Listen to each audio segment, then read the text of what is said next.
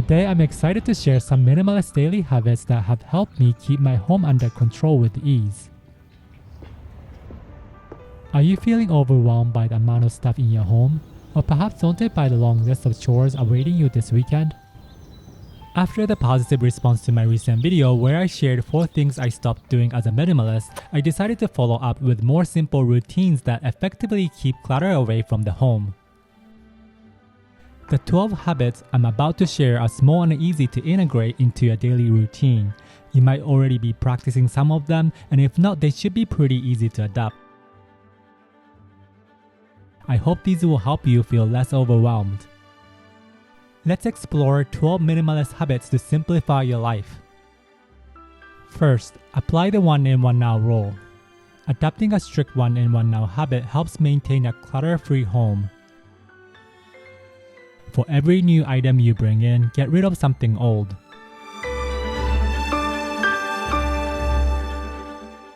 As I recently purchased a new pair of pants, I'm saying goodbye to this old one that's showing its wear and tear. These are the Uniqlo Dry EX pants I recently showed in my old black wardrobe video. I got the exact same model and replaced the old pair.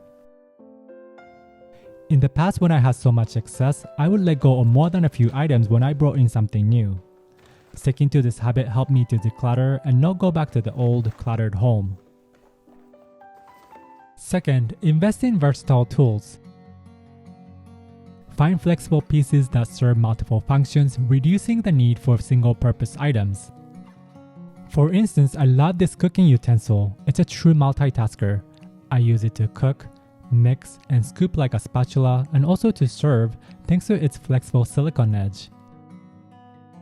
The silicone cooking spoon I purchased from Muji has become my favorite tool in the kitchen. It's high heat resistant, easy to clean, and gentle on my non-stick pans.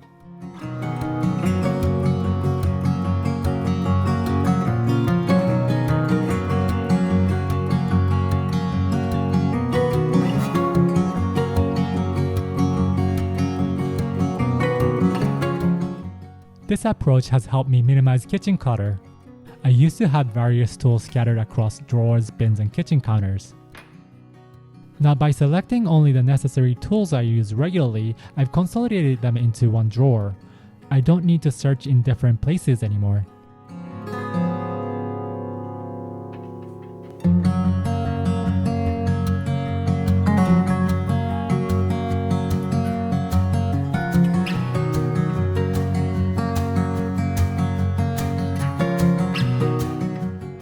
Another example of versatile design is this tool, a classic piece designed by Finnish architect Alva Aalto. This multi-purpose furniture doubles as a side table and serves as a coffee table in our home, as well as providing seating when needed. I appreciate its sturdy yet lightweight design, making it easy to move around to where it's needed. Next, delay purchases. Next time when you find yourself needing to buy the perfect item to solve a problem, consider delaying the purchase.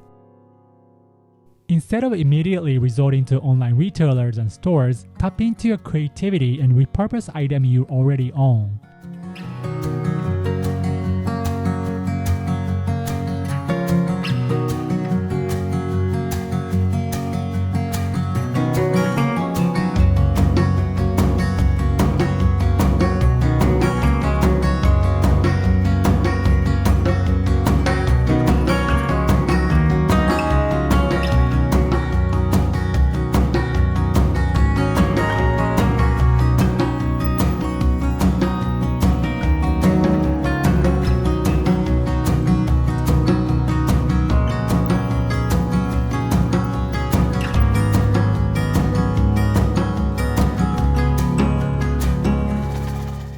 In my experience, I've found alternative solutions within my possessions about 99% of the time, avoiding the need to bring in new items.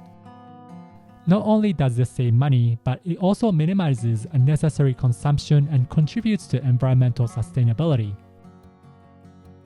I've learned to rely on friends and neighbors for specialized tools when needed, rather than feeling the need to own everything myself. This sense of resourcefulness has been elevated since I embraced minimalism. Since March, I've been documenting my minimalist journey and sharing my experiences with you. Despite not having all the gear I need for every shot, I made the most of what I have.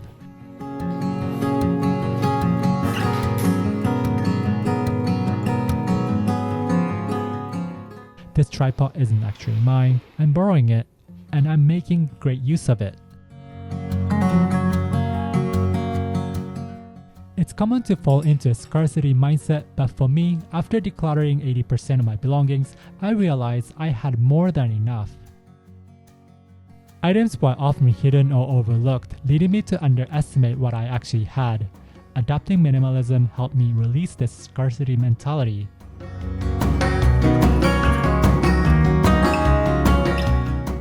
While we don't have a dedicated light source in the living room since our lamp broke last year, for now, I'm using this portable bedside lamp until I find something I really like. And this leads to the next point. Practice mindful shopping. When in doubt, hold off and wait before making a purchase. I often think if I'm asking myself, friends or family, do I need this? Then the answer is already a no. Impulse purchases often end up becoming clutter. And here's what a minimalist and author of The More of Less, Finding the Life You Want Under Everything You Own had to say.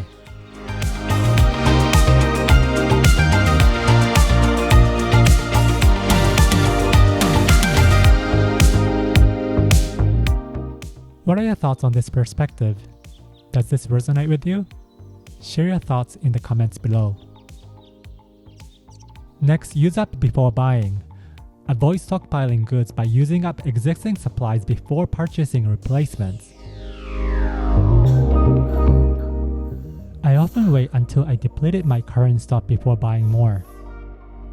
While this approach may seem inconvenient to some people, it helps me maintain control over excess and keeps my space free of clutter.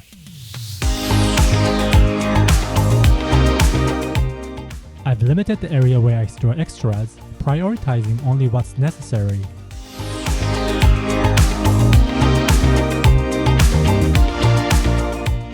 Living in a metropolitan area provides convenient access to stores when I do need to replenish supplies. Next, manage mail immediately. Avoid paper clutter by sorting and discarding mail as soon as you arrive home. I often use my phone to capture important documents for record keeping, then recycle the rest right away. Otherwise, they tend to accumulate and create unnecessary clutter.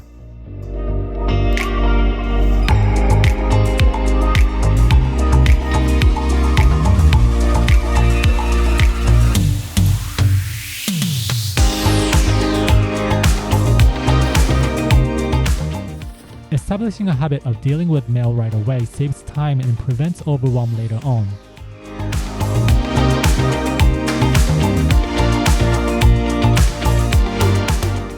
As a visual learner, I find that visual clutter can quickly lead to decision fatigue, so I prioritize staying organized to maintain a clear space and mind.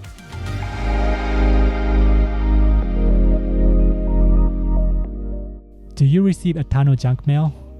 I used to until I discovered Catalog Choice, a non-profit organization. I signed up and listed all the companies that were sending me unwanted junk mail and catalogs. They handled the opt-out request to stop the mailings for you. I did this 10 years ago, and nowadays I hardly get any junk mail, which means less sorting for me. Eliminate shipping boxes. Reduce clutter by recycling shipping boxes right away upon receiving the packages. If you are unsure about keeping them, consider not buying it in the first place or setting a date for disposal and stick to it. Similar to sorting out mails immediately, I prefer to discard shipping boxes soon after they arrive. Better yet, avoid accumulating them altogether by restraining impulse shopping habits. Minimize wrapping paper. I used to hold on to wrapping and tissue paper just in case I needed them again, but I ended up with more than I could ever use. Now I've eliminated the excess and I don't have any. If you are like I used to be, I recommend limiting the accumulation of wrapping paper to what is only essential. And adopt intentional gifting. I've embraced intentional gifting, both in giving and receiving. As somebody with specific preferences, or you might call me picky, I make it clear to my friends that I prefer not to receive random items. Instead, I prioritize meaningful experiences over material goods during holidays, birthdays, or anniversaries. This habit helps me maintain mindfulness about what enters my home. Then declutter shopping bags. Another item I used to accumulate at home were shopping bags. Initially, I kept them with the intention of repurposing them for gift giving. However, as I shifted away from physical gifts, they become unnecessary for that purpose. I do, however, use them to drop off donations after a decluttering session. Which leads to the next point, declutter and donate regularly. Once I decide to let go of certain items, I make it a priority to remove them from the house right away. Seeing the item again at home only adds to decision-making stress, as if I have to make the decision all over again. Since we don't have a garage, I store them in my car trunk. If they're going to be donated, I will drop them off on weekends.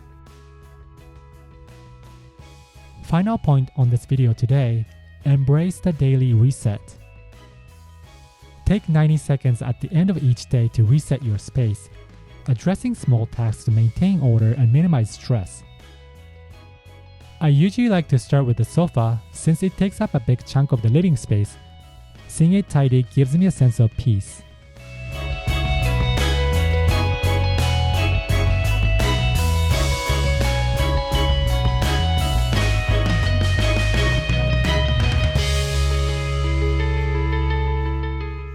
Then I make my way to the dining table in the kitchen, putting away anything that is on the surface.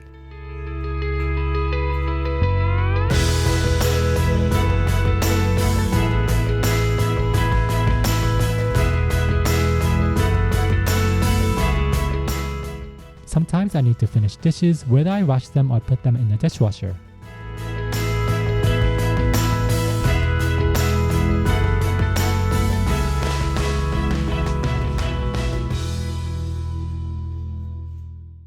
You find that once you start, even if it takes longer than 90 seconds, you'll feel relieved that you have tidied up and prepared your space for the next day.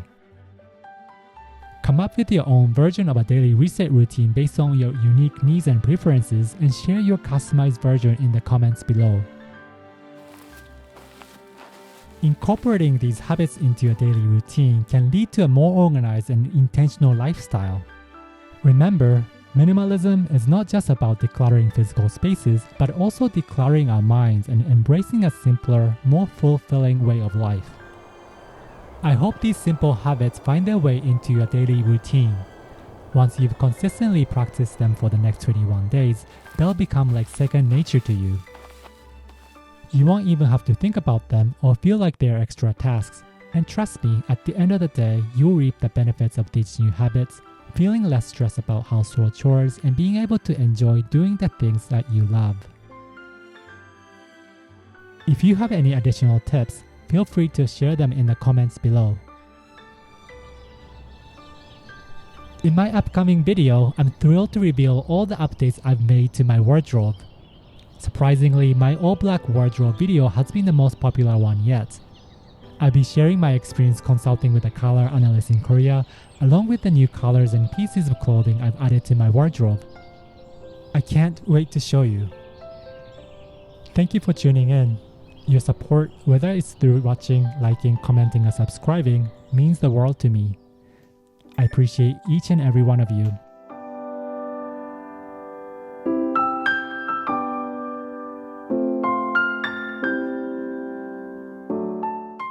I'll catch you in the next one.